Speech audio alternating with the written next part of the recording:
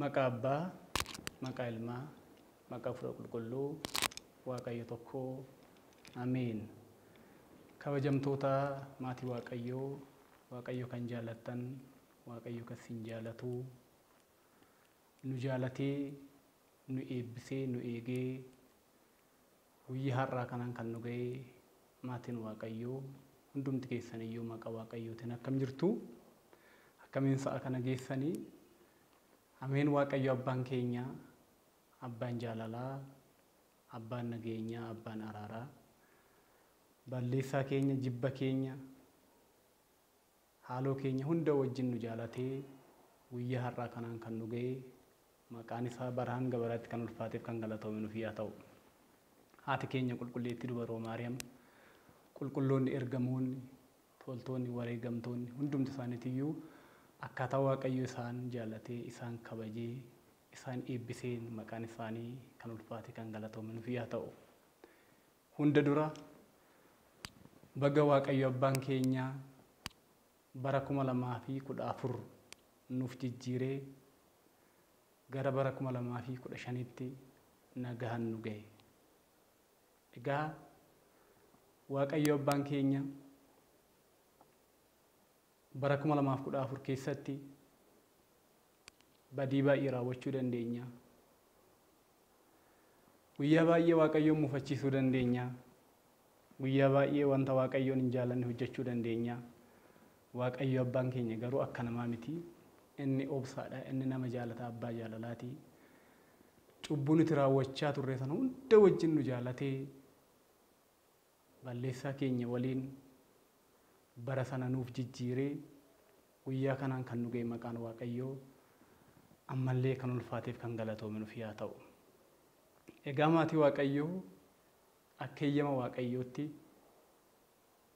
sa'aatii kana keessatti kan nuti waliin ilaallu barri haaraan gaafa dhufu manni amantaa keenya bara haaraa wajjin wantoota deemuu danda'an jalqaba irratti gaafa barri haaraan labsamu manni amantaa keenyas qophooftee bara haaraa sana keessa wantoota raawwataman hanga dhumaatti labsiti jechuudha. Egaa labsiin kunis callisee yookiin immoo lafumaa ka'ee miti. Barri haaraan mana amantaa keenyaaf wanta guddaadha yookiin abdii guddaadha. Kitaaba qulqulluu waliinis wal qabata. Namni bara darbe keessatti cubbuu faana ture, balleessaa faana ture, wantoota Waaqayyoon hin jaalanne hedduu hojjechuu danda'a. Haa ta'uti garuu wantoota sana hundumayyuu dhiise amma immoo bara haaraa sana keessatti keessa isaatti yaada haaraadhaan gaabbii galee of jijjiiree ta'u bara kana keessatti jireenya gaariidhaan akka deddeebi'uuf manni amantaa keenyas wantoota namni bara haaraa kana keessatti hojjechuu danda'an, ayyaanota waggaa kana keessatti kabajamuu danda'an, darbeetillee hiikaa bara haaraatiin wal qabatee taateewwan bara haaraa keessatti raawwataman hunda isaanii ni labsiti jechuudha waggaa waggaadhaan. Kanaaf egaa bara haaraa gaafa yaadannu jalqaba kan dhufu seenaa biyya keenyaa keessatti waa'ee ji'a Phaagumeeti yookiin immoo Qaammee kan jedhamtu jechuudha. Egaa manni amantaa keenya qabeenya hundaan kan badhaatedha. Qabeenya hedduu qabdi. Qabeenya lakkaa'amee itti ba'amuu hin dandeenye manni amantaa keenya kan hammattee qabdu. Manni amantaa keenya qabdi jechuun immoo biyyi keenya Itoophiyaan akka qabaatu taasisa. Kanarraa ka'ee addunyaa irratti biyyi keenya Itoophiyaan illee biyya addaa taatee biyya lakkoofsa mataa ishee qabdu,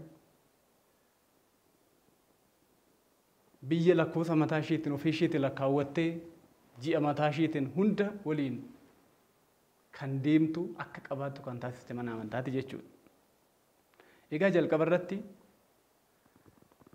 waa'ee Phaagumee maal akka ta'e ni ilaallaa. Itti aansuudhaan sanuma wal qabatee bara haaraa kana keessatti wantoota labsaman guyyoota ayyaanaa, guyyoota tsoomiiwwanii, guyyoota ayyaanota birootillee akkamiin akka isaan ba'an akkamiin akka isaan dhufan sana waliin wal qabsiisnee ilaalla jechuudha. Ammallee Waaqayyo Abbaan keenya gidduu keenyatti argamee icciitii isa dhokataa sana nuuf ibseetoo akka nu barsiisu tolaaf eeyyama isaa nuuf yaa ta'u. Egaa jalqaba irratti waa'ee Phaagumeeti ilaalla. Phaagumee yookiin qaammee ishee jedhamtu jechuudha. Egaa akkuma jalqaba jenne biyyi keenya addunyaa irraa ji'a 13ffaa qabaachuudhaan ishee tokkodha. Kun immoo lafaa ka'ee miti jechuudha kan dhufe. Lakkoofsa mataa isaatiin kaalkuleeshinii mataa isaatiin biyyi keenya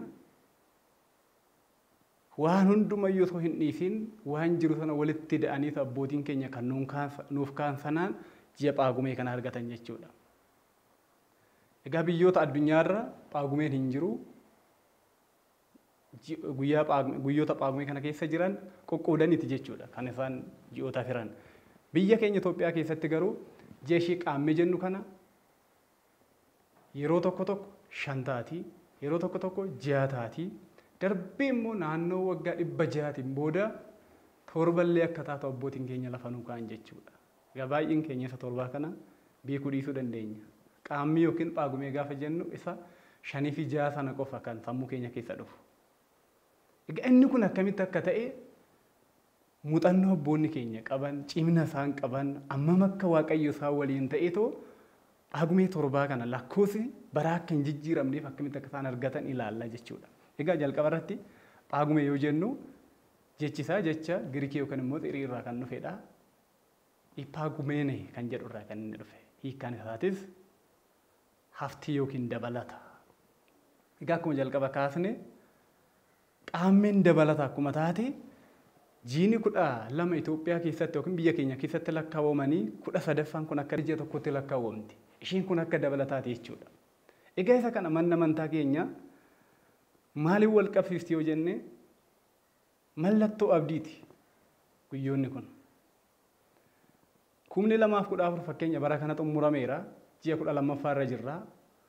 Cubbuu baay'ee hojjechuu dandeenya, balleessaa baay'ee balleessuu dandeenya, wantoota Waaqayyoon hin hojjetinaa jedhe baay'ee raawwachuu dandeenya. Sana hundumayyuu dabarsinee ji'a kana keessatti garuu guyyaa 5 kana yookiin guyyoota kana keessatti keessi keenya jijjiiramee abdiidhaan bara haaraa sanatti seenuudhaaf guyyaa abdiiti jechuudha. Egaa fakkeenyaaf duubatti deebinee gaafa ilaallu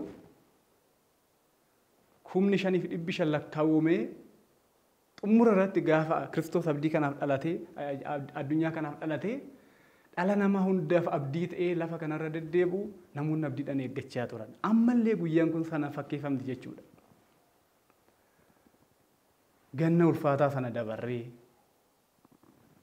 bu'aa bayii baay'ee keessa dabarree bara haaraa sanatti birraatti ba'uuf deemna waan ta'eef egaa inni kun moggaasa mataa isaatiin taateewwan garaagaraa naannoo garaagaraatti iddoo garaagaraatti wantoota garaagaraatiif fakkeeffama jechuudha.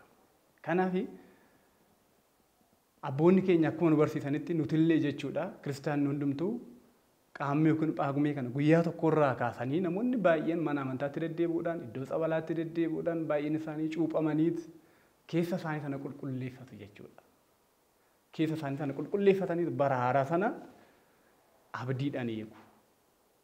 Keessa isaanii sana bareeffatanii jechuudha. Kanaaf Phaagumee jechi jennu kuni gammachuudha namni baay'een gammachuudhaan eeggate keessatti of jijjiiramna waan ta'eef. Kanarraan illee wal qabate Yohaannis Cuuphaan fakkeenya guyyaan tokko Yohaannis hin yaadatama. Yeroo Kiristoos dhala namaatiif jedhee cuuphameetoo addunyaa kana fayyisuudhaaf jedhu waa'ee Kiristoos gaafa lallabaa turu namoonni baay'een cuuphaa isaa sanaan cuuphaa Yohaannis cuuphee sanaan cuuphaa gaabbii sanaan waa'ee Kiristoos baran jechuudha. Kanaaf labsii nuuf dabarse waan ta'eef Yohaannis illee kanaan dhufee wajjin wal qabatee waliin kabajamee nutillee fuulduratti abdiidhaan waa'ee Kiristoos akka eeggannu bara haaraa kana keessatti hojii Waaqayyo hojjedhaa nuun jedhe hojii inni nu ajaje akka hojjennu asirraa hubachuu dandeenya jechuudha. Kanaaf egaa akkuma jalqaba kaasne biyya keenya keessatti ji'a fulbaana hanga ji'a gayyaatti guyyaa 30 jira. 30 kana 30 yoo baay'isne 360. Haa ta'uti garuu Phaagumeen ishiin jennu kun guyyaa 5 yookiin 6 yookiin immoo waggaa 700 booda 7 taati. Waggaa 600 booda jechuudha. Ishiin kun akkamitti dhufte yoo jennee too ilaallu egaa manna amantaa keenya lakkoofsa mataa ishee qabdi jechuudha. Egaa baay'een keenya kan beeknu guyyaan tokko sa'aatii 24 qofa jenna. Sa'aatii 24 jenneeti kan fudhannu. Garuu abbootiin mana amantaa abboonni sirriitti gadi fageessanii ilaalanii hidhanii walitti hundumaa kan isaan xumuran guyyaa tokko keessa sa'aatii 24 kaaliitii 52 saalsiitii 31 ta'a jechuudha. Yookiin immoo isaan kana kaaliitii 52 fi saalsiitii 31 kana gaafa jijjiirru guyyaa tokko keessatti sa'aatii 24 fi daqiiqaa tokkoof sekeendii duwwaa 4 ta'a. Guyyaan tokko sa'aatii 24 daqiiqaa tokko sekeendii duwwaa 4. Egaa isa kana haala of eeggannoo ta'een gaafa hojjenne Paagumee 5, Paagumee 6, 7 argachuu dandeenya jechuudha. Isa kana guyyaan tokko sa'aatii 24 daqiiqaa tokko sekeendii duwwaa 4. Yoo ta'e waggaa tokko keessatti immoo meeqa ta'a jenna. Isa kana sirriitti hojjechuu qabna jechuudha karaa of eeggannoo ta'e. Deemee dhumarratti kan nuti argannu waggaa tokko keessatti jechuudha. Waggaa tokko keessatti guyyaa 365 sa'aatii 6 daqiiqaa 2 sekeendii 24 arganna. Waggaa tokko keessatti. Guyyaa 365 sa'aatii 6 daqiiqaa 2 sekeendii 24. Egaa inni kun waggaa tokko keessatti jechuudha. Amma laala kan guyyaa 5 asumaa arganneerra. Paagumee yeroo 5 ta'u jechuudha. Kanaafi 365 kan ta'e egaa yeroo 5 ta'ee yeroo 4ffaa 6 ta'a, yeroo 600 booda immoo waggaa 600 booda 7 ta'a jenneera. 5 deemee gaafa sa'aatii 6 fi daqiiqaa 2 fi sekeendii 24 sana irraa hambisne 5 oola. Fakkeenyaaf bara kana 5 waan ooluuf wanta hafee jira ammallee jechuudha laala wanta ni daamne. Sa'aatiin 6 jira, daqiiqaan 2 jira, sekeendiin 24 jira. Kanaafi sa'aatii 6 kun immoo walitti da'amanii waggaa 4 keessatti sa'aatii 24 ta'u. Sa'aatii meeqa ta'u? Sa'aatii 24. Laala fakkeenya kan bara kana sa'aatii meeqatu jira? 6tu jira. Kan 2013 yoo duubatti deemne sa'aatiin 6 irraa feera. 2012 irraa sa'aatiin 6. Walitti da'amee isaan kuni 2016 gaafa seenu xumura 2015 kan bara kana yoo ciciine 2016 irratti meeqan jijjiira jechuudha? 6 jijjiira.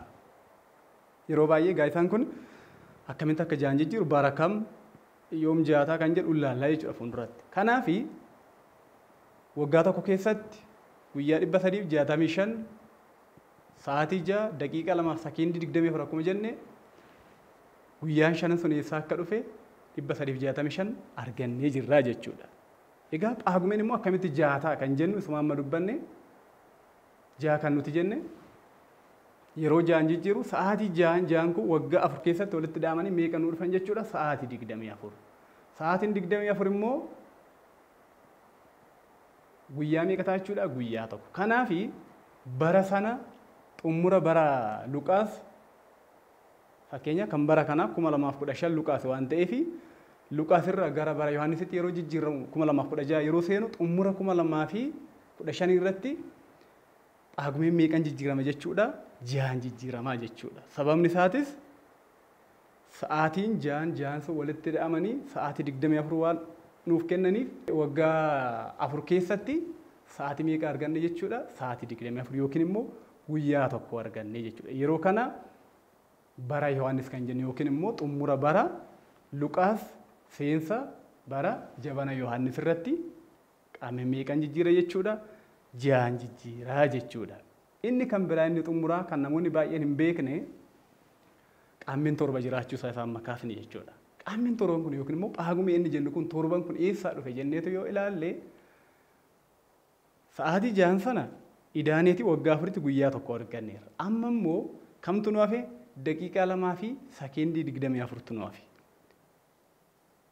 Laala biyyi keenya waan ittiin adda taatu haadha qabeenyaa kan taate manna amantaa keenya illee haadha qabeenya hundaa kan taate haadha beektota hundaa kan taate kanaan jechuudha kan mirkanaa'u. Isa kana abboonni maal godhanii? Walitti da'ani. walitti dhaan. Fakkeenyaaf daqiiqa lama kana waggaa 600 baay'isaa. Daqiiqaan lamaan kun waggaa 600 keessatti deemee walitti dhaame meeqa nuu dhufaa? Sa'aatii 20 dhufa. Waggaa 600 keessatti.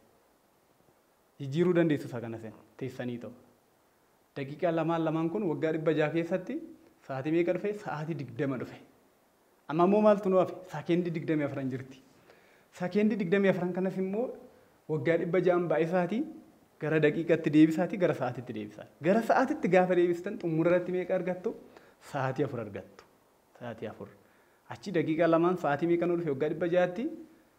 Sa'aatii 20 nuu dhufe. Asii immoo sekeendii 24 kan jenne walitti da'amtee waggaa 600 keessatti sa'aatii meeqa nuu dhufe jechuudha? Sa'aatii 4 dhufe jechuudha. Walumaa galatti kan nuti arganne sa'aatii meeqa ta'a jechuudha? Sa'aatii 24. Waggaa 600 keessatti sa'aatii 24. Sa'aatii 24 jechuun immoo guyyaa meeqa? Guyyaa tokko jechuudha. Kanaaf jalqabarraa kaasnee kan nuti ilaalle sun qaammeen 5 ji'a darbee immoo waggaa 600 booda 7 akka ta'u argannee jechuudha. Egaa isa kana dhiyeenyatti kanaan dura akka lakkoofsa biyya keenyatti bara 1100 irratti 1100 irratti qaammeen meeqan oolee 7 jijjiiree amma immoo fuulduratti jechuudha. Asirratti waggaa 600 yoo ilaatan naannoo akka lakkoofsa biyya keenyatti bara 2300tti meeqa ta'a? Ammas qaammeen meeqan jijjiiraa? 7 jijjiiraa jechuudha. Ammas kanarratti yoo ilaatan 600 irratti ilaatan egaa marsaa waggaa 600tiin kan inni 7 ta'u. Akka biyya keenyatti ammas bara 2900tti qaammeen meeqan jijjiira jechuudha? 7 jijjiiraa jechuudha. Egaa isa kana nuti achi geenye arguu baannus akkamiin akka jijjiiramu abbootiin keenya akka hojjetanii lafa nuu kaan sanaan bira ga'uu dandeenyerraa jechuudha. Egaa akkaataa kanaan waa'ee Phaagumee ilaallee jechuudha. Egaa sababa malee miti jechuudha abboonni keenya waa'ee Phaagumee kana walitti da'anii kan isaan amma kana akka argannu nu taasisan. Hunduu hiika mataa isaa qaba. Walitti da'ameet lakkoofsa biyya keenyaa keessatti galtee ta'ee ayyaanota bara kana keessa kabajaman akkamiin akka kabajuu dandeenyu maal akka ka'umsa godhannu lafa nuuf kaa'u jechuudha. Egaa isa kana itti aansinee kan nuti ilaallu erga waa'ee qaammee yookiin immoo Phaagumee kana amma kana jennee bara kana keessatti akkamiin akka ayyaanonni kabajaman maaltu akka jiru abboonni keenya akkamiin akka isaan hojjetan ilaallaa jechuudha. Egaa isa kanaaf jalqabaa kaasnee gaafa ilaallu waa'ee galaana yaadaa, waa'ee Abushaahirii isaan kana yoo walitti finne wal qabatanii deemu jechuudha. Seenaan Phaagumee, seenaan galaana yaadaa yookiin Baahira Hassaabii inni jennu walitti dhufu. Egaa isa kana yoo ilaallu keessattuu galaana yaadaa yookiin Baahira Hassaabii yoo fudhanne seenaa inni wajjin wal qabata, seenaa qulqullicha Dimeexiroos wajjin wal qabata jechuudha. Phaaphaasii Gibxii kan turan. Egaa yeroo sanatti qulqullichi Dimeexiroos hawwii isaa keessatti lakkoofsota waa'ee mana amantaa kanaa wal qabatee waa'ee guyyaa xoomni seenan, guyyaa du'aa ka'uu gooftaa, guyyaa fannifamuu gooftaa, guyyaa ol ba'uu gooftaa, guyyaa soomni Nanawwee galu hunda kana argachuu barbaada. Egaa seenaan isaa baay'ee dheeraadha dubbisuu dandeessu baay'een keessan. Isa kanaaf baay'ee Waaqayyotti dhiyaatee Waaqayyo kadhachaa ture jechuudha qulqullichi Dimeexiroos. Egaa guyyaa tokko ergamaa Waaqayyoo gara Dimeexiroos dhufee akkas jedheen. Yaa Dimeexiroos jedheen. Egaa ati kan kadhachaa jirtu akkamiin akka ayyaanonni waggaa tokko keessatti kabajaman guyyaa isaan oolan fakkeenyaaf sooma Nanawwee irraa kaasee Dabra Zayitii irraa kaasee guyyaa Hoosaa'inaa, guyyaa du'aa ka'uu, guyyaa fannifamuu gooftaa hundi isaaniitiyyuu argachuu barbaade. Darbeettis soomni Nanawwee guyyaa wiixataa akka ta'u guyyaan Dabra Zayitii fi guyyaan Hoosaa'inaa sanbata akka ta'u, guyyaa fannifamuu gooftaa jimaata akka ta'u, guyyaan du'aa ka'uu gooftaa dilbata akka ta'u, ayyaanonni birootillee hanga sooma fayyinaatti guyyaa isaanii waliin maal irraa akka oolan kadhannaa taasisaa ture jechuudha. Egaa isa kanaaf kadhannaadhaan wanti Waaqayyo kadhatanii Waaqayyo irraa dhabamu waan hin jirreef hundumtiyyuu Waaqayyo kan kadhate hin argata waan ta'eef kadhanni namaa immoo kan ittiin milkaa'u subaayidhaan yookiin immoo namni mana Waaqayyootti siqee yookiin keessa isaatti waa'ee Waaqayyo qofa yaadatee yoo gaabbii galee too subaayee galee hundumaa argachuu danda'a waan ta'eef ergamaa Waaqayyo maal jedheeni hundumayyuu kadhaan keessiif dhagahameera. Icciitii baay'een siifuudhaaf jira waan ta'eef yaadi Meexiroos maal godhedheeni subaayee seeni jedheen subaayee yookiin torbii jechuudha. Torbii galedheen. Qulqullichi Meexiroos akkasumatti ergamaarraa sana dhagee maal godhee subaayee sana gala. Egaa subaayee kana gaafa galu subaayee guyyaa subaayee torba gale. Subaayee guyyaa subaayee torba yookiin torbii torba galee isa halkan immoo meeqa galee 23 gale. Egaa subaayee tokko keessa guyyaa torbatu jira. Guyyaan torba isa kana torban baay'isne 49 arganna. Isaan kun ka'umsa waa malee miti jechuudha. 49 arganna. 49 kun immoo 30 ol ji'a tokko ol waan ta'eef 30 hirreet gahee isaa dhiisnee haftee fudhanna. Hafteen isaa asirraa amma meeqa ta'a? 49 hiruu 30 meeqa gahee tokko gahee hafteen isaa 19. 19 kana fudhatee qulqullichi Meexiroos ayyaanota sana hundumaa hojjetee argachuudhaaf maal godhee 19 sanaan hundee meexqii yookiin immoo abboonni keenya kan waaman xinta meexqii kan jedhamu isa jedhee itti moggaasee jechuudha. Isa halkanii sanas immoo 23 galee 23 gaa subaayeen tokko guyyaa torba qaba waan ta'eef torbaan baay'isee torbaan gaafa baay'atu 161 argatee jechuudha. 161 kana 30 firee 30 gaafa hiruu shan gahee hafteen isaa 11 ta'e. 11 sana haftee isaa fudhatee isaan immoo maal jedheeni xinta abaaktee jedheen. Xinta abaaktee laala maxqii meeqa arganne 19 arganne hundee maxqii 19 hundee abaaktee immoo 11 isaan kana yoo walitti daatan 30 nu dhufu jechuudha. 30 irraa yoomiyyuu hin darban hidhaamanii 30 hin caalan. Egaa isaan kun maaliif ka'umsa ta'u jettanii too laaltan isa kana erga beeknee fuulduratti waa waliin hojjannee argannu sana wal qabsiisnee walitti daanee hir'isnee walii hirreetoo ayyaanota bara kana keessa kabajaman argachuu dandeenya jechuudha. Egaa kanaani safartuuwwan garaagaraa fayyadameetiin kan inni argate. Safartuun bara kakuu moofaa jira. Isa kana baay'een keenya hin beekna.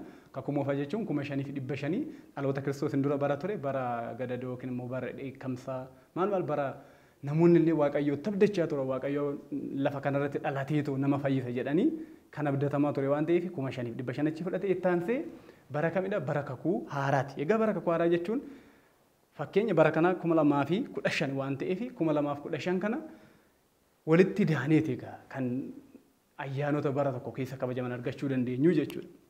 Isa kanaan bara araaraa yookiin immoo amata mihirat bara fayyinaa yookiin immoo bara dhiifamaati waan ta'eef 2015 itti aansee dhumarratti immoo kan inni fudhate umurii addunyaati. Safartuuwwan kana fayyadame jechuudha.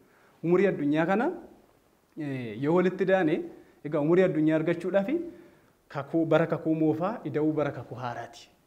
Bara kakuu moofaa ida'uu bara kakuu haaraa. Kana jechuun 5,500 kakuu moofaadha. Baran immoo 2015 seenna waan ta'eef walitti ho'idhaan isaan kana 7,515. Egaa inni kun ka'umsa nuu ta'a jechuudha. Maal wajjin isa jalqaba arganne hundee abaaktee hundee maxqii walitti daanee walirraa hir'isnee Uumawwan bara kana keessaa ayyaanota bara kana keessaa hundayyuu argachuu dandeenya jechuudha. Egaa isaan kana ka'umsa godhate Dimeexiroos safartuuwwan torbatti fayyadame egaa kan argachuudhaaf. Safartuuwwan torba jechuun inni jalqabaa marsaa guyyaa yookiin immoo awda ilati kan jedhan abboonni keenya. Awda ilati jechuun yookiin marsaan guyyaa sanbataatirraa hanga guyyaa sanbataatti jechuudha. Guyyaa sanbataa hanga sanbataa kan jiran guyyoota torban of keessatti hammata. Inni lammaffaan marsaa ji'aata yookiin awda wari kan jedhamu. Inni kun immoo guyyaa tokko hanga 30 kan jiru jechuudha. Isa kana eenyumtuun beekna. Inni sadaffaan marsaa waggaati awda amet isa jalqaba kaafni jechuudha. Kun immoo egaa akkuma jalqaba duratti dubbanne waggaan tokko guyyaa 365 qaba. Sa'aatii 6 daqiiqaa 2 sekendii 24 qaba jenne. Addeessaan immoo gaafa safaramu guyyaa 300 halkan 354 ta'a jechuudha. Egaa garaagarummaa addeessaa fi biiftuu fuulduratti ilaalla.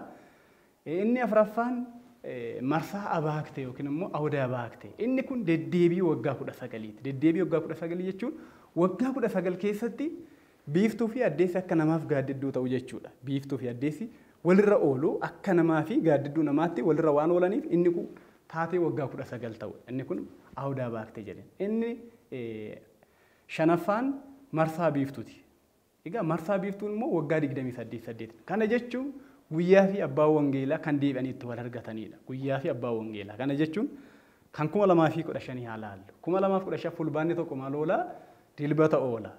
Abbaa wangeelaa immoo Luqaas ta'a. Deebi'ee waggaa 28 booddee maal ta'a jechuudha? Dilbata oola. Abbaa wangeelaa immoo Luqaas ta'a. 2043 bara 2043 jechuudha. Abbaa wangeelaa fi maaltu wal argata? Guyyaa wal argata jechuudha. Inni jaaffaan marsaa chaappaa yookiin immoo awda maahitame. Inni kun deddeebii waggaa 76 booda. Asirratti abaaktee fi abbaa wangeelaa waggaa 76 booda wal argatu. Egaa abaakteen bara kanaa fuulduratti ni daana. Abaakteen bara kanaa 9 ta'a jechuudha. 9 darbee immoo abbaa wangeelaa Luqaasii waggaa 76 boodas akkanumatti walirra oolu jechuudha. 2091tti. Inni dhumaanni torbaffaan marsaa guddicha yookiin immoo Abiyyi Qamar kan jedhamu. Inni kun deddeebii yookiin immoo waggaa 532 booddeedha kan isaan wal argatan. Wanta nama ajaa'ibu fakkeenya bara kana bara 2015 fulbaanni tokko maal oola jennee dilbata oolaa abaakteen 9 matkiin immoo 21 ilaalla fuulduratti akkamitti akka isaan dhufan ayyaanni jechuudha. Ayyaanni bara kana keessa kabajaman 2015 keessa naannaanii waggaa 532 booddee akkuma bara kanaa osoo waa tokko hin jijjiiramin deebi'anii wal argatu jechuudha. Deebi'anii walirra oolu wal argatu jechuudha. Tsoomniiwwan bara sana keessa jiran ayyaanonni bara sana keessa kabajaman hundi isaaniitiyyuu waggaa 532 booddee jechuudha. Fakkeenya bara 2015 keessa kan kabajaman kun deebi'ee bara akkanaa kan nuti argannu bara 2547tti. Bara 3000 fi bara 3079tti bara 3611tti marsaa waggaa 532 lamarratti wal argatu jechuudha. Egaa isa kana erga amma kana jenne gaggabaabsinee waa'ee ayyaanota bara 2015 keessa kabajaman haa ilaallu. Egaa 2015 abbaa wangeelaa jalqaba akkuma dubbanne Luqaas ta'a. Inni kun immoo akkamitti dhufaa argachuu qabna jechuudha hojjennee ta'u. Egaa jalqaba irratti isa kana beekuudhaaf abbaa wangeelotaa firan beekuudhaaf tartiiba isaanii beekuu qabna. Tartiiba isaanii akkamitti beekna? Inni jalqabaa Maatiyos wangeelaawwi Maatiyos ta'a. Inni lammaffaan wangeelaawwi Maarqos. Inni sadaffaan Luqaas. Inni afuraffaan Yohaannis ta'a. Isaan kun deddeebii waggaa afuriitiin jechuudha kan isaan wal argatanii. Isa kana eega jennee akkamitti Maatiyos ta'uu danda'a? Akkamitti Maarqos ta'uu danda'a? Akkamiin Luqaas ta'uu danda'a? Akkamiin immoo Yohaannis ta'uu danda'a jennee ta'uu arganne karaa salphaadhaan argachuu dandeenya. Karaa salphaadhaan. Kana jechuun maal goona? Umurii addunyaatti hiruu afurii jenna. Umurii addunyaa jechuun jalqaba ilaalee irra 7515. Eessaa dhufe yeroo jettan 5500 ida'uu 2015 kan bara kanaa jechuudha. Walitti yoo ilaalle 7515. Isa kana yoo afurii firree lakkoofsa amma wayii gaheeti lakkoofsa sana gahee isaa dhiifneeti haftee fudhanna. Hafteen isaa yoomiyyuu idaatan egaa isa kana of eeggannoon idaatu. Hiruu jallataadhaan gaafa hirtan hafteen isaa yookaan tokko ta'a yookaan lama ta'a yookaan sadii ta'a yookaan immoo zeeroo ta'amtuu nafuu jechuudha akkasumatti ga'a. Kana jechuun kan bara kanaa yoo hirre jechuudha kan 2015. Egaa wanti beekuu qabnu tokko yoo ta'e Maatiyos, lama yoo ta'e Maarqos, sadii yoo ta'e Luqaas, zeeroo ta'e Yohaannis ta'a jechuudha. Kanaafi kan bara 2015 umurii addunyaa hiruu afurii jechuun 7500 fi 15 hiruu afurii walqixa 1878 inni kun gaheedha. Gahee sana dhiisneet haftee isaa fudhanna. Hafteen isaa sadii ta'a. Kanaaf bara kamidha jechuudha. Abbaan jabanaa Luqaas ta'a jechuudha. Jabanni yookiin immoo bara Luqaas jenna jechuudha 2015. Gahee isaa kanas fudhannee deemna fuulduratti itti fayyadamna waan ta'eef. Kana erga amma kana jenne fulbaanni tokko immoo akkamitti dilbata ooluusaa beekna. Fakkeenya dilbata oola jenne irra fulbaana tokko kan bara kamiyyuu argachuu dandeenya foormulaa isaa kan bara tokkoo barraan. Isa kana immoo akkamiin arganna yoo jettan umurii addunyaa ida'uu gahee kurmaanaa yookiin immoo maxana raabi'iit kan jedhamtu jechuudha. Walitti daaneeti hiruu torbaa jenna. Hiruu torbaa jenna. Erga hiruu torbaa jenne lakkoofsa wayii gahee tammas hafteen isaa yookaan tokko ta'a yookaan lama ta'a yookaan afur yookaan shan yookaan ja'a yookaan zeeroo ta'a hafteen isaa. Kanaaf tokko yoo ta'e kibxata. Lama yoo ta'e roobii, sadii yoo hafe kamis, afur yoo ta'e jimaata, shan yoo ta'e qidaamee yookiin sanbata duraa, jaha yoo ta'e dilbata, zeeroo yookiin immoo homtuu hafuu baannaan wiixata ta'a jechuudha. Isa kana isaa ilaallu kan 2015. Isa kana egaa 7515 inni kun umurii addunyaati. Ida'uu gahee kurmaanaa yookiin immoo maxana raabi'iit kan jedhamtu sun eessaa dhufte yoo jettan jalqaba yeroo wangeelaawwii afran hojjennu 7,515 hiruu afurii yeroo jennu afurii hirreeti yeroo gahee dhiisnee haftee fudhannu sana yeroo sana gaheen keenya meeqa ta'e 1,878 ishiin gahee kurmaanaa jedhamti yookiin immoo maxana raabi'iit hiruu 7 jenna umarratti. Waliigala yoo idaane kan bara kana umurii addunyaa ida'uu gahee kurmaanaa waliigala 9,393 ta'a. 9,393 kana karaa of eeggannoo qabuun hiruu 7 jedha. 7 yoo hirtan 1,341 gaheet hafteen isaa meeqa ta'a jechuudha? 6 ta'a. 6 immoo jalqaba irratti maal jenne yoo 6 hafte dilbata ta'a jenne. Kanaaf fulbaanni tokko kan bara 2015 guyyaa maal ta'a jechuudha? Dilbata ta'a jechuudha. Dilbata yookiin immoo sanbata guddaa isa jenna. Erga isa kana arganne gara kaalkuleeshinii keenyatti yookiin immoo gara qamarii keenyatti seenuudhaaf wantoonni nu barbaachisan jiru. Ittaansee wana bare yookiin immoo barcumaa jedhuun abbootiin. Barcumaan kun eessaa dhufa yoo jettanii faayidaan isaatillee maal akka ta'e waliin ilaalaa deemnaa jechuudha. Barcumaa jechuun umurii addunyaa hiruu 19ti. Umurii addunyaa hiruu 19. Maaliif barcumaa jedhama jettan jalqaba kaasnee turre marsaa baaktee keessatti. Yeroo biiftuu fi addeessi akka namaaf gaaddidduu ta'anii walirra ta'anitti naannawaa yookiin immoo marsaa waggaa 19 jennee turre. Inni kun achirraa dhufeeti waggaa 19tti addeessii fi biiftuu waa walirra oolanii fi barcumaa jedhame. Barcumaa jedhame. Kan ammoo argachuudhaaf umurii addunyaa hiruu 19 jenna. Umurii addunyaa jechuun duratti idaanerra 7,515 hiruu 19 walqixa gaheen isaa 395 gahee hafteen isaa fudhan ta'a. Ammas haftee fudhanna. Haftee sana immoo akka waliigala jirutti fudhanna. Hir'isuu tokkoo jenna. Yeroo hundumaa yoo 9 ta'e hir'isuu tokko, yoo 10 ta'e hir'isuu tokko, yoo 11 ta'e hir'isuu tokko. Inni kun foormulaa dhaabbata. Kanaaf kan bara kanaa 10 arganne hir'isuu tokko meeqa ta'a? 9 ta'a. Kanaaf barcumaa yookiin immoo wani bara kan jedhan abbootiin kan bara 2015 meeqa ta'a jechuudha? 9 ta'a jechuudha. Inni kun immoo faayidaan isaa maaliif nu gargaara yoo jettan abaaktee fi maxxii bara kanaa argachuudhaaf nu gargaaraa jechuudha. Abaaktee fi maxxii bara 2015 argachuudhaaf. Egaa isa kan abaakteen akkuma jalqaba dubbanne jijjiirama biiftuu fi addeessaati yookiin yoo barbaachisaa ta'e 365 hir'isuu 354 walqixa 11 xinta abaaktee yookiin immoo hundee abaaktee asirraa argachuu dandeenya. Yookiin immoo kan bara kanaa karaa barcumaa kanaatiin hojjenneetoo argachuu dandeenya jechuudha. Abaakteen bara kanaa akkamitti dhufa yoo jettanii egaa barcumni keenya 9 arganne irraa baay'isuu hundee abaaktee meeqa jenne jalqaba irratti 11 argannee ture. 11 baay'isna. 11 gaafa baay'istan 99 arganna. 99 kun immoo ji'a tokko ol waan ta'eef hiruu 30 jenna. Hiruu 30 gaafa jennu 3 gahee hafteen isaa meeqa ta'a? 9 ta'a. Kanaaf abaakteen bara 2015 meeqa arganne jechuudha?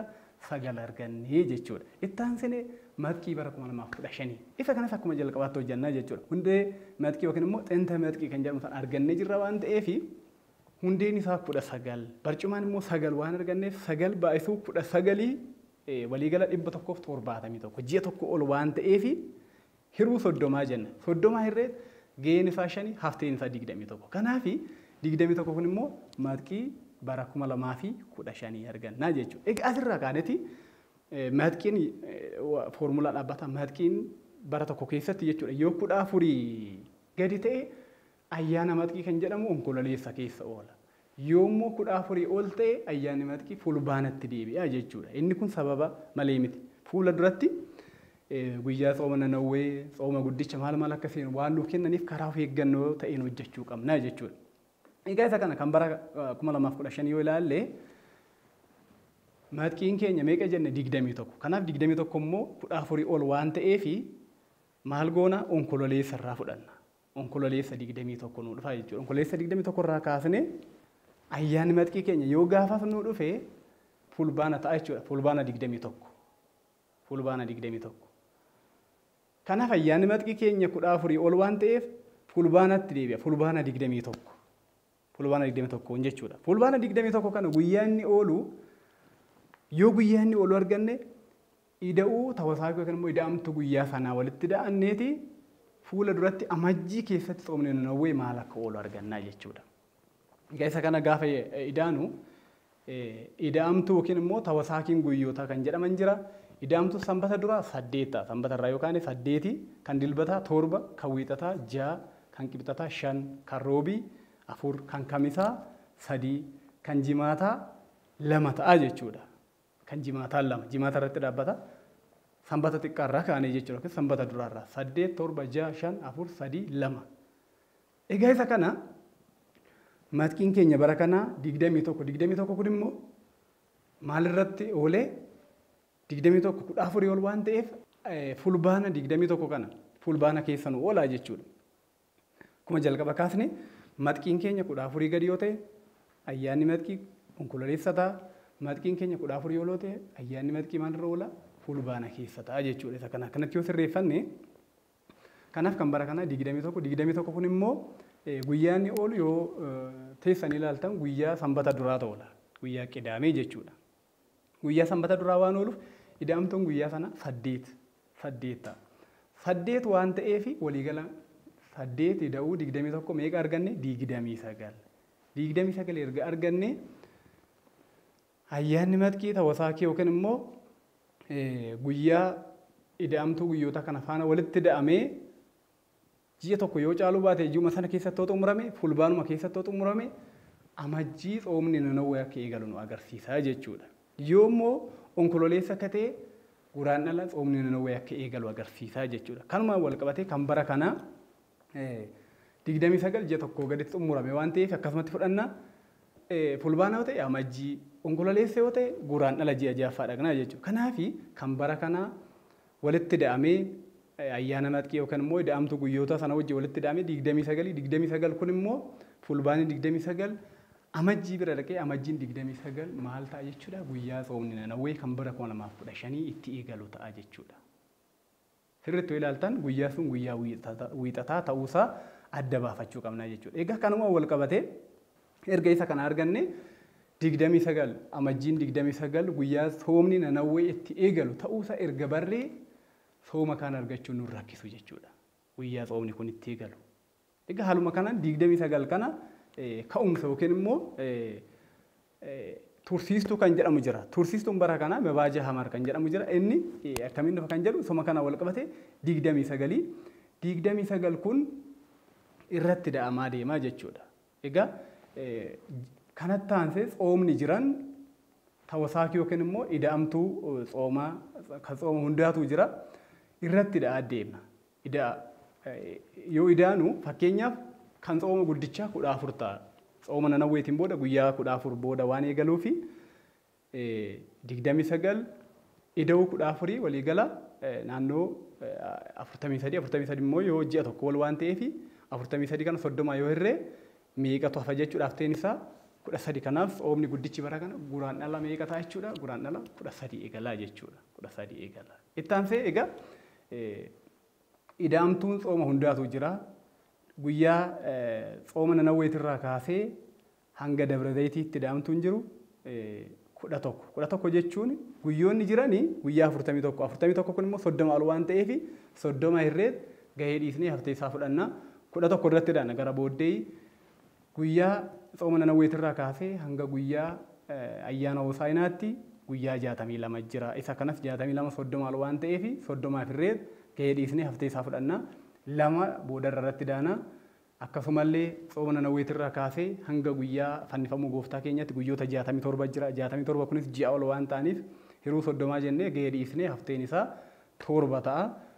Akkasumallee guyyaan du'aa ka'uu gooftaa keenya bara kana jechuudha akkamiin akka argamu xooma nanawweetirraa kaasne yoo lakkoofne guyyaa 69 kan ammoo 30 ol waan ta'eef 30 hirree gahee dhiisnee haftee isaa fudhanne 9 kan yaa'ii lubootaa 93 isa kanas 30 irraa hafteen isaa 3 guyyaan ol ba'u gooftaa keenya Yesuus Kiristoos xooma nanawweetirraa kaasee hanga ol ba'utti guyyaa 800 isa kanas 30 yoo hirree gahee dhiisnee hafteen isaa 18 guyyaan Pharaaklixoosii xooma nanawweetirraa kaasee guyyoota 118 inni kunis 30 ol waan ta'aniif 30 hirreet gahee dhiisnee haftee isaanii fudhanna 28 guyyaan xooma duuka bu'ootaa xooma nanawweetirraa kaasee hanga xooma duuka bu'ootaatti guyyoota 119 isa kanas yoo 30 hirree 29 arganna gahee isaa dhiisne jechuudha. Hafteen isaa 29 ta'a. Guyyaan tsooma fayyinaatillee 121 tsooma Nanawweetirraa kaasee jechuudha. Hiruu 30 jenne gahee isaa dhiisne hafteen isaa tokko arganna. Egaa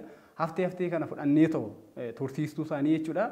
Dhumarratti maal goona walitti daanaa jechuudha. Walitti daana. Akkamiin daana hojjettan egaa jalqabarratti kan tsooma guddichaa fudhanneerra. Tsoomni guddichi kan bara kanaa 14 ida'uu tsoomni Nanawwee immoo meeqa jennee 29 waan galuuf waliigala meeqa ta'a jennee 43 immoo ji'a tokko ol waan ta'eef maal goona haftee isaa qofa fudhannaa jechuudha. Hafteen isaa 13. Egaa akkaataa kanaan kan deemnu hundumti keenya iyyuu wanti beekuu qabnu tsoomanni jiran kun hundumtiyyuu yoo ol ba'ee fi yoo gadi bu'ee daangeffama qabu kan hin dabarre. Fakkeenyaaf tsoomni Nanawwee amma barbaade yoo gadi bu'e amajjii 17 gadi hin darbu yoo ol ba'e immoo guraandhala 21 tsoomni guddichi yoo gadi bu'e guraandhala 1 yoo ol ba'e bitootessa 5 hin darbu Dabra Zayitiinis guyyaan kabajasaa yoo gadi bu'e bara baraan jechuudha inni kun yoo gadi bu'e guraandhala 28 yoo ol ba'e eebla 2 hin darbu Hosaa'inaan illee yoo gadi bu'e bitootessa 19 yoo akka malee ol ba'e jenne 23 hin darbu gidduu kanatti jechuudha ayyaana hunduu kan kabajamu guyyaan fannoo gooftaa keenyaatis yoo ol ba'e gadi bu'e jenne bitootessa 24 yoo ol ba'e jenne immoo eebla 28 guyyaan du'aa ka'uu gooftaa gadi yoo bu'e 26 yoo ol ba'e 30 yaa'ii lubootaa yoo gadi bu'e eebla 20 yoo ol ba'e immoo caamsaa 24 ol ba'uun gooftaa keenya yoo gadi bu'e caamsaa 5 yoo ol ba'e immoo waxabajjii 9 gidduu kanatti jechuudha guyyaan Pharaaqilixoosii yoo gadi bu'e caamsaa 15 yoo ol ba'e immoo waxabajjii 19 guyyaa soomni duuka bootaa yoo gadi bu'e yookaan immoo akkana siqee yoo jedhame caamsaa 16 yoo immoo ol ba'e caamsaa 20 guyyaan tsooma fayyinaa yoo gadi bu'e jedhame caamsaa 18 yoo ol ba'e waxabajjii 25. Egaa isaan kun yoo akkana siqan gidduu kana hin darbani achi soo siqan gidduu ji'oota kana hin darbani gidduuma kanatti jechuudha kan isaan kabajamani. Egaa akkaataa kanaan ilaalleerra kan tsooma guddichaa ilaalleerra 43 30 hirree gaheen isaa tokko hafteen isaa 13 gaafa guraandhala 13ti kan Dabra Zayitii illee haaluma kanaan argannaa jechuudha.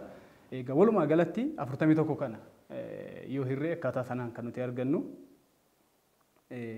Walii galatti ayyaanota bara kanaa egaa akkaataa kanaan ida'amtuu isaanii sana irratti daatanii erga hunda xumurtanii booda dhumarratti kan isin argattan guyyoota ayyaanaa kana jechuudha. Egaa walumaa galatti ayyaanonni bara 2015 kabajaman gidduu kanatti jechuudha.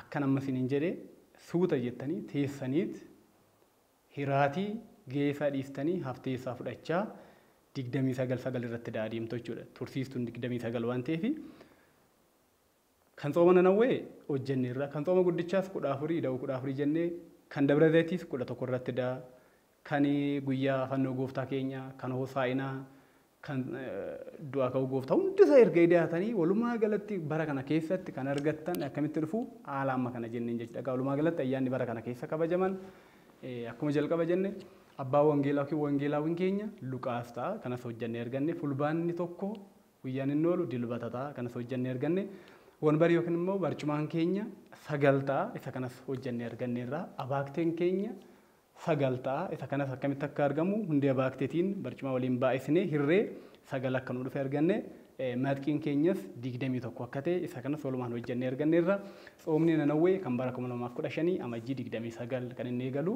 tsoomni guddichi guraandhala 13 Dabra Zayitii yookiin immoo guyyaa tulluu ejersaa guyyaa Waaqayyo abbaan keenya duuka boota isaatiif deebii baay'ee deebisee guyyaa sana jechuudha bitootessa 10 ta'a jechuudha. Bitootessa 10 guyyaan isaa dilbata oola. Hosaa'inaan illee akkasuma eebla tokko ta'a jechuudha. Eebla tokko inni kunis sanbata guddaa oola. Guyyaan fannifamuu gooftaa keenya Iyyasuus Kiristoos addunyaa kanaaf jedhee dhiiga isaa lolaasee guyyaan itti fannifame guyyaa jimaataati. Inni kun immoo eebla 6. Eebla 6 akka oolu egaa haaluma ammaa sanaan hojjennee arganne. Ittaansee guyyaan du'aa ka'uu gooftaa keenya guyyaanni du'a foonii waaqummaa isaatiin aangoo isaatiin dhiigee inni itti ka'e eebla 8 inni kun immoo dilbata akka oolu yookiin sanbata guddaa akka oolu haaluma ammaa kanaan hojjennee arganna. Guyyaan yaa'ii lubootaa yookiin immoo rikba kaahinaat kan jedhamu caamsaa 2 jechuudha inni kun caamsaa 2. Ittaansee guyyaan ol ba'uu gooftaa keenya Iyyasuus Kiristoos caamsaa 17 akka ta'e guyyaan Pharaaqilixoosii yookiin immoo guyyaan afurri qulqulluun duuka bootaaf bu'e guyyaa caamsaa 27 guyyaan tsoomni duuka bootaa itti eegalu caamsaa 28 jechuudha. Egaa inni kun tsoomni duuka bootaa guyyaa wiixataa eegala caamsaa 28 tsoomni fayyinaa kan immoo guyyaan roobiif jimaataa gaafa 30 irraa kaasite. Egaa isaan kun hundumtiyyuu kan bara 2015 keessa kabajaman qofa. 2016 immoo hin jijjiiramu jechuudha. Akkamiin jijjiiramu haaluma ammoo hojjenne sanaan hojjetamanii waggaa waggaadhaan jijjiirama waan ta'eef egaa walumaa galatti manna amantaa keenya hundaan kan badhaate, hunda kan beektu, hunda kan hammattu, hunda kan qabdu ofirraa dabarte addunyaa kanaaf kan isheen fakkeenya taatu jechuudha. Keessattuu qorannoo hawaatiin, qorannoo astiroonomiitiin, pilaanetoota garaagaraa qorachuudhaan, urjiilee hunda qorachuudhaan, kan lafarra jiranis kan lafarra hin jirres hunda hammachuudhaan egaa hunda beekti jechuudha. Kunillee biyyi keenya biyya addaa yookaan immoo biyya lakkoofsa mataa ishee akka qabaattullee kan taasise jechuudha addunyaa irraa. Egaa walumaa galatti isa kana fakkaata. Egaa hundumti keenya iyyuu maatii Waaqayyo wanti beekuu qabnu barri tokko gaafa jijjiiramee bara isa tokkotti dabarru namni baay'een keenya akkamitti fudhanna barri haaraa waan dhufu nutti fakkaata. Barri haaraa jechuun wanti haaraa wayii waan ta'u garuu guyyoonni isuma sanadha. Inni guddaan garuu keessa keenyaan jijjiiramuu qabna. Keessa keenyaan jijjiiramneetu bara haaraa sana fudhachuu qabna. Nutu haaraa ta'ee bara sanatti darbuu qaba malee barri haaraa nuuf ta'ee ta'u dhufu hin jiru. Kanaaf keessa keenyaan kan jedhamu yoo bara 2014tti gochaa cubbuu hojjechaa turre, balleessaa yoo turre, Waaqayyoo muufachiisaa yoo turre, namaa wal lolaa yoo turre, waan baay'ee hojjechaa yoo turre 2015tti immoo dhiifnee keessa keenya laphee keenya qulqulleessinee bara haaraa sanatti yoo seenne sanatu bara haaraa jedhama. Egaa qulqullichi Phaawulos ergaasaa Efesoonitti ergee boqonnaa 4 lakkoofsa 22 irratti maal jedhee namummaa keessan moofaa dhabamsiisaa jedhe. Namummaa keessan isa kam moofaa dhabamsiisaa jedhe. Nama moofaa jechuun maal jechuudha jenne namummaa moofaa jechuun namni moofaan hin jiru ilaalcha dadhabaa, ilaalcha jibbaa, ilaalcha sobaa, haaloo walitti qabachuu, wal loluu, walirratti ragaa sobaa ba'uu, waan gargara waan baay'ee jira. Isa kana hunda dhabamsiisaa jechuusaati. Wal jaaladha, warri walirraa fagaattaa walitti dhiyaadhaa. Warri wal abaaraa turtan wal eebbisaa, warri wal jibbaa turtan wal jaaladhaa.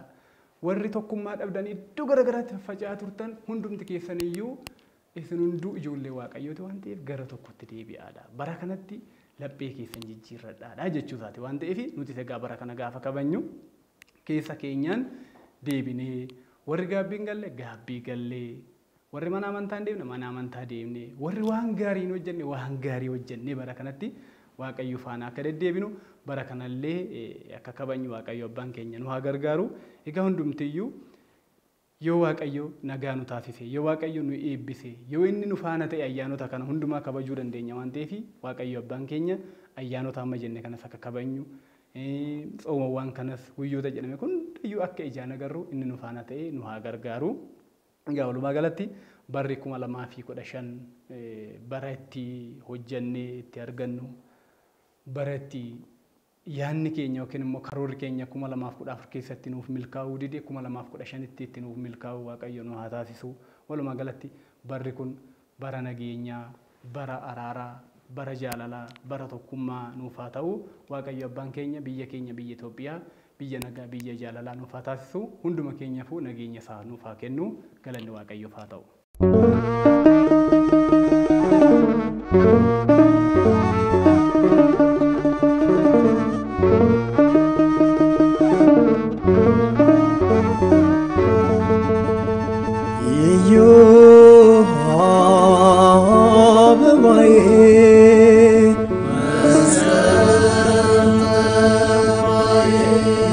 መስከረም ሲጠባ